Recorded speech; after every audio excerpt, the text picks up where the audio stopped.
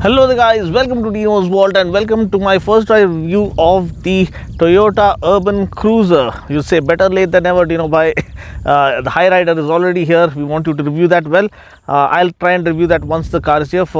But for now, some of you had also requested me to review the Urban Cruiser. So here's the review for you guys. Special thanks to Fortune Toyota for allowing me to feature this car for you guys. So without further ado, let's turn around. It's a beautiful evening here in Hyderabad, Thursday evening. Look at the clouds, look at the weather. It's just absolutely perfect for driving and riding.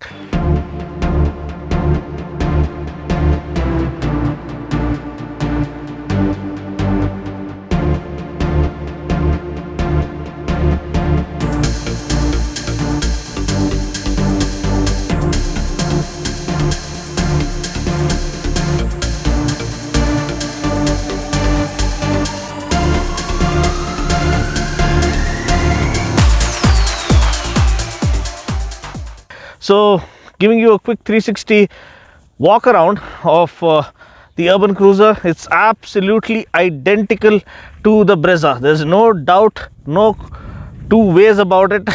So you can say it is a Brezza with the Toyota badging slapped on top of it. This is born out of the joint collaboration that has happened between Toyota and Maruti, which means there'll be a lot of platform sharing and other technical expertise that might be shared among both of them. So we are in for a party because we're going to have some kick-ass products that will be churned out of this collaboration, this mega collaboration. So talking about the design, yes, the design is different. It's not absolutely identical to the Brezza.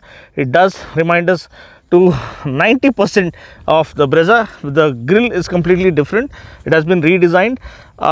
Dare I say that it has been inspired slightly from the mighty Land Cruiser. So you can see that double slat grille up front.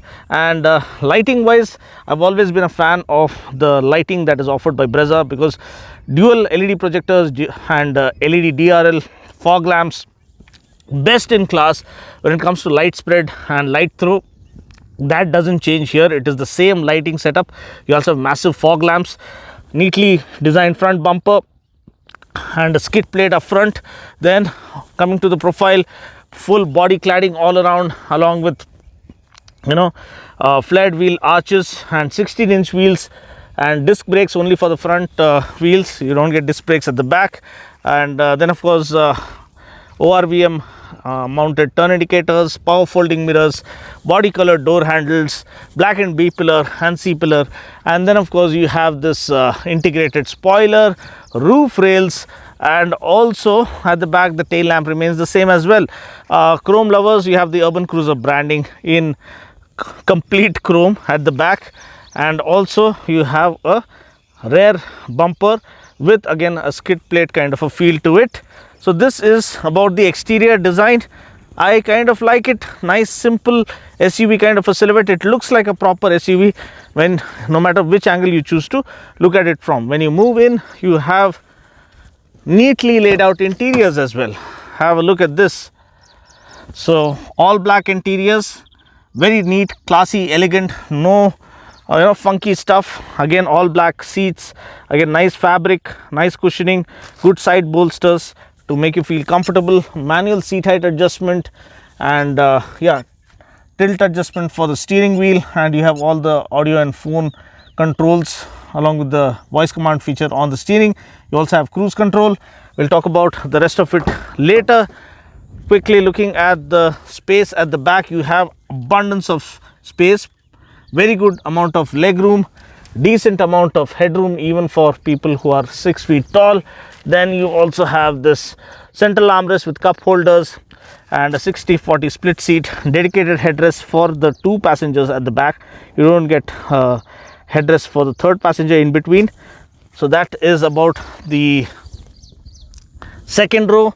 Let's have a look at the boot.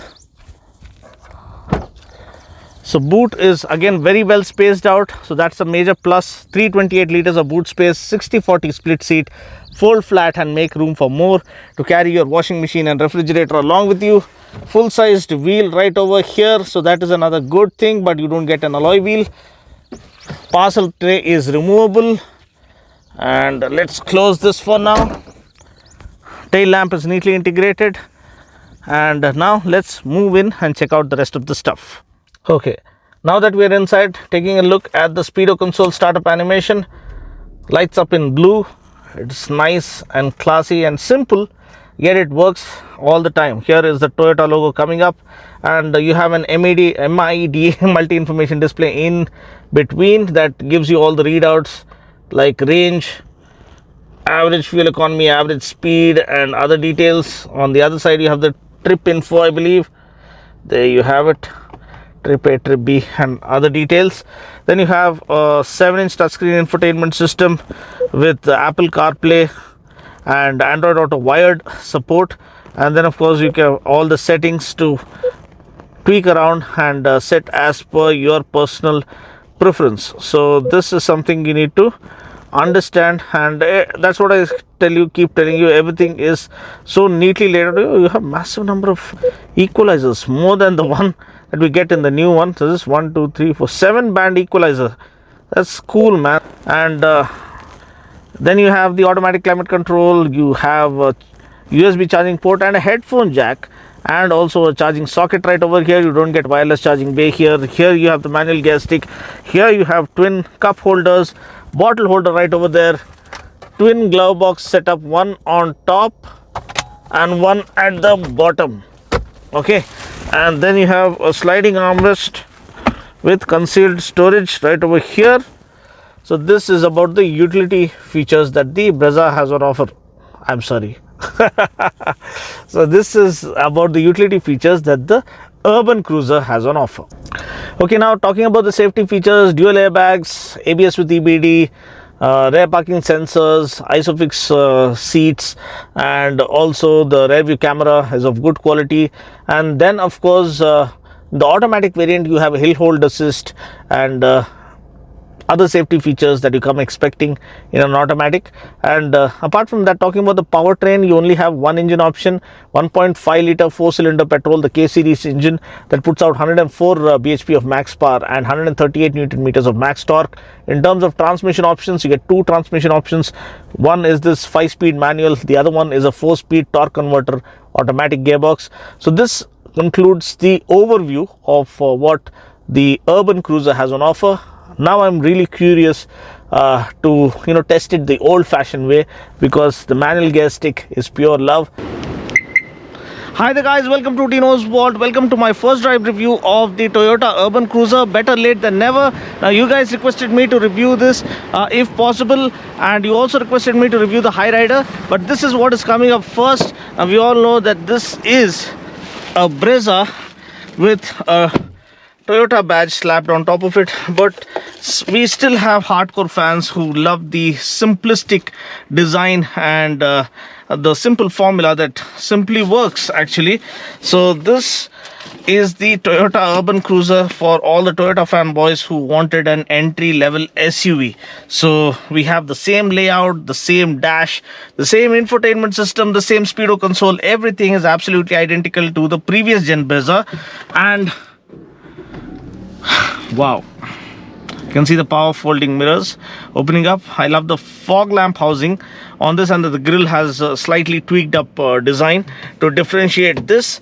But you have the same smart play kind of touchscreen infotainment system with the Android Auto and Apple CarPlay, wired support. You have the same speedo console, and you have the same 1.5 liter 4-cylinder petrol, which is really swift in terms of offering good torque delivery. So it puts out around 104 PS of max power and 138 Newton meters of max torque. Two transmission options, 5-speed manual and a 4-speed torque converter automatic. We have the Swift Desire going right ahead of us. It's been a hectic day. Reviewed the Hunter 350 in the morning and back-to-back reviews. Yesterday I was at RFC Ramoji Film City to review the Honda CB300F. So getting back to the Urban Cruiser, why do you need to consider buying this? Ooh, this is a gem of an engine. Actually, it revs all the way, revs cleanly. It's a 4-cylinder petrol. Let's floor the pedal here. And this guy is just drifting away to the right. What's wrong with him? Oh my god. This is crazy fast, man. Oh my. Yes, suspension is on the softer side. Let's have a look at what's happening behind. Oh, steering heft and feel could be much better. I'm hoping the high rider is better sorted out, but this one has a slightly wooden feel to it. So we were doing 120 plus, I believe. But yeah, that's what I keep telling you. It's a simple formula that just works. A 1.5 liter 4-cylinder petrol that puts out a decent amount of power and torque, and it is like torque on demand. You just floor the pedal and the car comes alive. What a wonderful evening we have here in Hyderabad. Wow. And these roads keep getting better and better. So it's an absolute joy to drive through such roads. Yes, so the cabin is nice and airy. You sit nice and tall. You have a good field of view, and all-round cabin visibility is amazing. The seating comfort is good. Everything is well sorted out. The price starts from as low as 9.02 lakhs ex-showroom here in Hyderabad, which makes it a crazy value proposition. Some of the hatchbacks cost as much, and here you have a proper SUV silhouette, giving you the feel of a compact SUV, and it looks like a compact SUV. It is a subcompact SUV. 16-inch wheels. The gearbox works fine. There's not too much of notchy feel to it. And the clutch travel is a little bit far to my taste, but the clutch feel is light. So thankfully, it's not going to give you a leg workout in traffic. Steering feel, as I told you, could be much better. This is how the instrument cluster looks. Shifting on your own. Floor the pedal. Where does it shift? Shifts at 6000 RPM. Let's wait and watch. Oh la la. That's the beauty of a manual gearbox. Wow. The raw machine comes alive. Here we are flying at the rate of knots.